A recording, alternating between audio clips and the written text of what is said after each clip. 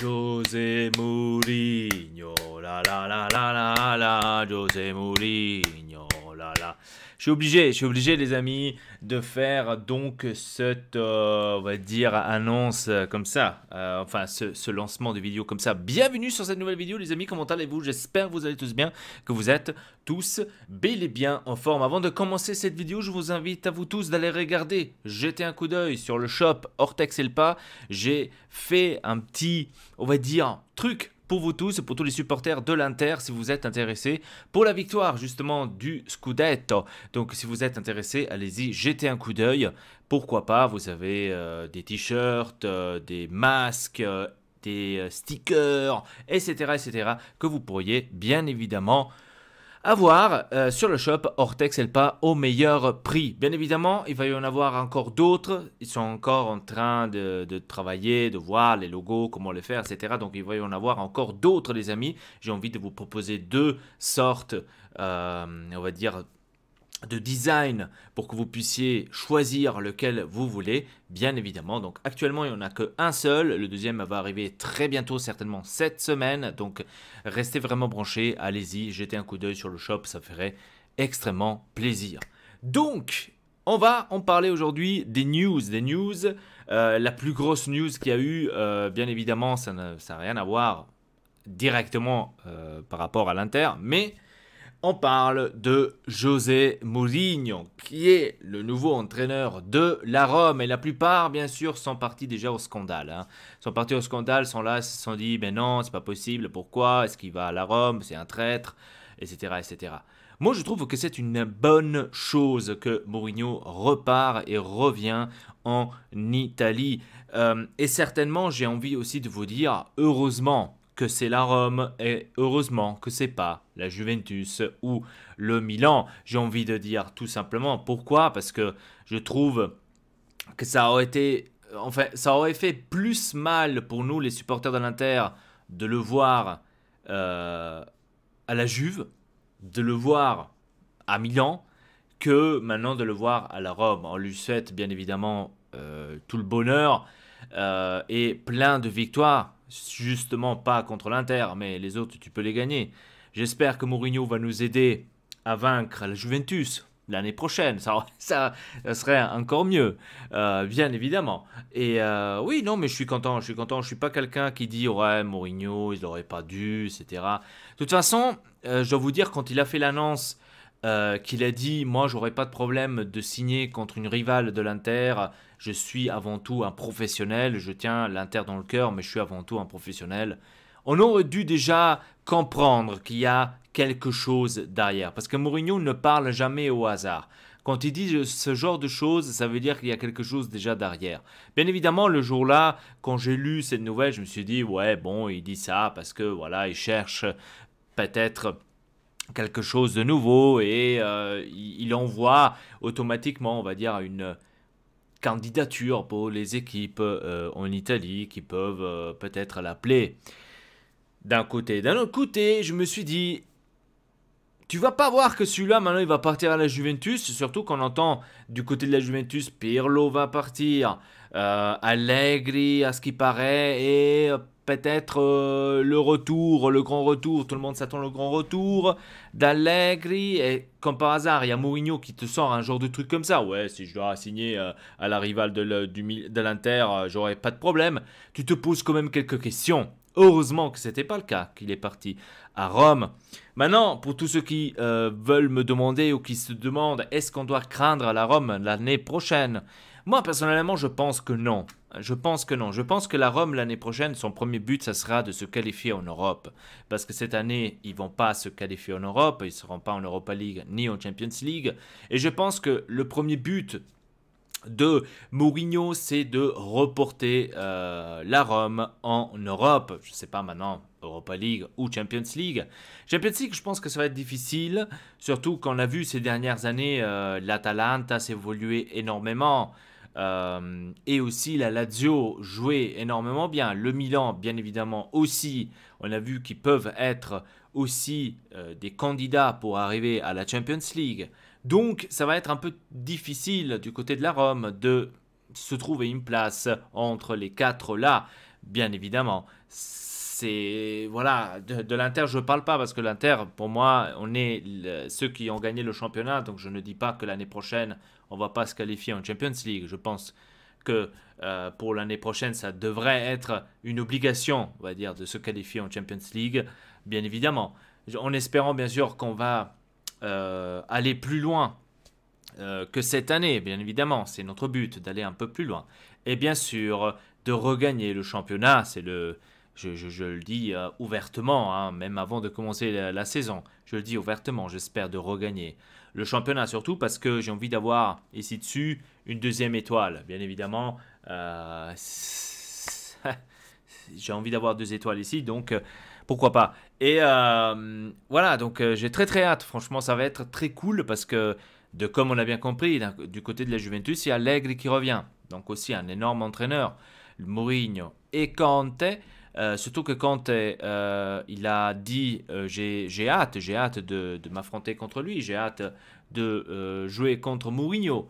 Quand je le vois, bien évidemment, je vais le prendre dans mes bras, il n'y a pas de souci, il n'y a pas de problème, il n'y a pas de problème entre nous. Mais après, c'est soit ma vie, soit sa mort, je crois, un truc du genre comme ça. Il a parlé sur le terrain, bien évidemment, il a parlé sur le terrain. Donc sur le terrain, on est des ennemis quand on doit s'affronter. Après, en dehors, on est des amis et tout va bien. Donc, à la globale, on va dire qu'il a annoncé que l'année prochaine, il sera encore à l'Inter. Donc ça, c'est déjà pas mal. Ça, c'est déjà pas mal. Maintenant, je ne sais pas s'il a dit ça par simple... Mais je pense que ça pourrait être officiel l'année prochaine, Conte et à l'Inter. Donc après avoir dit ça, on peut être tranquille. Voilà, donc ça c'était côté Mourinho. Voilà, j'avais envie tout simplement de vous en parler un tout petit peu là-dessus, bien évidemment. Maintenant, avant de terminer cette vidéo, on va en parler vite fait du mercato parce qu'il a déjà pratiquement commencé à l'Inter, on va dire. Maintenant, certes, c'est des rumeurs, je ne sais pas si c'est officiel, mais en tous les cas, c'est des rumeurs. On parle actuellement de Lukaku, Manchester City, 100 millions, vous savez, je vous avais déjà parlé. Mais on parle aussi de Hakimi qui devrait, enfin, Bayern est intéressé à Hakimi. Pas que Hakimi devrait partir à Bayern, mais Bayern est intéressé à Hakimi. Donc, l'agent de Hakimi, ça sera le futur agent ou c'est l'agent aussi de Lautaro Martinez. Je n'ai pas tout à fait compris si c'est vrai ou pas. J'espère que ça ne sera pas le cas parce que cet agent-là est en train un tout petit peu de me casser les burnes. Le mec, il va faire des trucs ou il va faire des interviews où il parle justement de cette offre du Bayern quand il sort. Oui, c'est normal que les grands clubs maintenant cherchent dans ce rôle-là le meilleur joueur pour ce rôle-là, et Hakimi est le meilleur joueur pour ce rôle-là. Voilà, c'est des déclarations que, autant qu'agent, j'aime pas entendre et sans hors sujet, tout simplement. Et c'est hors respect aussi pour, bien évidemment, la société Inter qui a pris Hakimi l'année passée, oui, au Real pour 40 millions et je pense pas qu'ils pensent déjà à le vendre au Bayern. Donc normalement, il ne devrait pas y avoir des mouvements à ce côté-là, surtout pas en défense, surtout qu'en défense on est maintenant bien et c'est pas de ce côté-là qu'il faut se renforcer, c'est plutôt l'autre côté, le côté où il y a Kolarov, où il y a Ashley Young, où il y a Ambrosio, malheureusement il faut le dire. Je crois que c'est Ambrose de l'autre côté aussi. Je n'ai pas envie de vous dire des conneries. Donc c'est plutôt le côté gauche qu'on devrait peut-être renforcer et pas se faiblir du côté droite. Parce que sinon on n'aurait plus de, de, de défenseurs latéraux et ça aurait été quand même ça ferait chier. Hein. Donc je ne pense pas que Kante ferait partir Hakimi comme ça aussi facilement. La même chose aussi de Lukaku. Je pense pas qu'il va partir à Manchester City. Je pense que là, ça va rester zen. Si maintenant, ces derniers jours, on a entendu qu'il devrait y en avoir quelqu'un qui doit être sacrifié pour, on va dire, sauver les dettes de l'Inter, bien évidemment, je pense que celui qui va être enfin les deux que je crois qui vont être sacrifiés ou qui peuvent être sacrifiés, ça va être Eriksen et Brozovic. Donc l'un des deux là vont être certainement sacrifiés. Je sais pas, peut-être je vous dis une énorme connerie, que personne ne partira l'année prochaine, mais qu'on va se renforcer tout simplement dans les endroits qu'on doit se renforcer. Comme je vous ai dit, latéral, défenseurs latéraux, absolument, parce que là, il nous manque absolument quelqu'un. Et il faut le dire aussi, en attaque. En attaque, c'est bel et bien d'avoir Lautaro avec Lukaku. On a aussi Sanchez, mais Sanchez, je ne le vois pas comme une pointe. Je le vois plutôt comme celui qui est derrière les attaquants. Donc, comme attaquant officiel, après Lukaku et Lautaro, on a Pinamonti. Donc, est-ce que seulement avec un seul, on pourra faire une Champions League? Je ne pense pas. Donc, à partir d'un moment, là, il faut avoir un autre attaquant qui est peut-être capable d'arriver au niveau des deux, donc de Lautaro et aussi de Lukaku. Il faut dire maintenant aussi sincèrement que Pinamonti n'a pas encore montré extrêmement son potentiel, n'a pas montré du tout ce qu'il sait faire réellement. Donc, je ne peux pas dire, ouais, Pinamonti, il est plus faible que Lukaku, il est plus faible que Lautaro, quand je ne l'ai pas vu extrêmement bien jouer 90 minutes par exemple, ou même 2-3 matchs d'affilée pour voir, ah ok, il a ce niveau-là. Donc ça se peut que, voilà. Donc on peut pas le dire. Bien évidemment, aujourd'hui, c'est sorti que Lukaku préférait d'avoir Benzema. Je sais pas si c'est vrai. Benzema. Donc, ouais, je pense que Benzema du Real Madrid ne va pas partir. Je vous dis sincèrement, jamais de la vie qu'il va partir. Il va finir probablement sa carrière là-bas, mais très très bien, parce que Benzema, il faut dire, c'est l'un des plus forts attaquants français qu'il y a en circulation, avec Mbappé, absolument. Je ne mets pas dans le même camp Giroud et Griezmann. Je vous dis ça par une très simple raison, parce que Giroud et Griezmann, j'aime pas comme attaquant. J'aime pas comme style, comme attaquant, et je pense aussi que Griezmann, en allant chez Barcelone, a descendu un peu de niveau. Est-ce que j'ai le droit de le dire? C'est plus le Griezmann qu'on avait à l'Atlético Madrid. Je dirais qu'Atlético Madrid, Griezmann était un peu plus intéressant à voir que là, maintenant, à Barcelone. Je sais pas, j'ai comme l'impression qu'il s'est un peu perdu en chemin. On va dire ça comme ça. Après, c'est peut-être à mon avis. Ce n'est pas du tout le cas. Dites-moi dans les commentaires, en tous les cas, qu'est-ce que vous en pensez de cela? Ça me ferait extrêmement plaisir. Giroud, on n'en parle pas. Giroud, il est là parce que Benzema, Deschamps ne le veut pas à la nationale, tout simplement. Soyons honnêtes. Giroud, il est là seulement pour ça. Parce que on peut pas, comme dit Benzema, on peut pas on peut pas comparer du karting à la Formule 1, hein, comme il avait dit.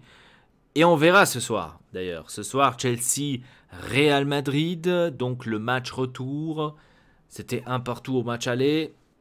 Comment ça va se terminer, je ne le sais pas, ça va être très difficile. Est-ce qu'on va avoir une finale complètement anglaise? C'est la question qu'on se pose. Franchement, moi je veux dire sincèrement, je vois Chelsea un tout petit peu plus avant que Real.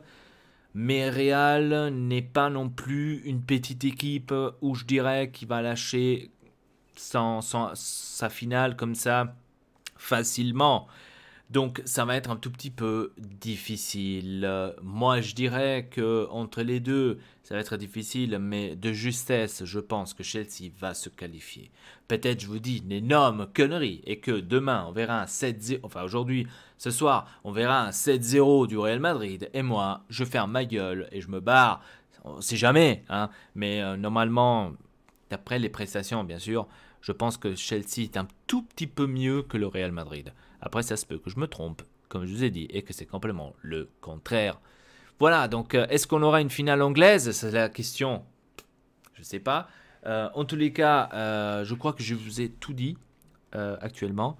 Je crois que je n'ai rien oublié, donc on parle énormément des choses, ici et là, à droite et gauche. Donc voilà. On comprend rien. Bref, sur ce les amis, je vous laisse ainsi pour cette vidéo. N'hésitez pas de vous abonner à la chaîne Ortex et le pas, ça me ferait plaisir.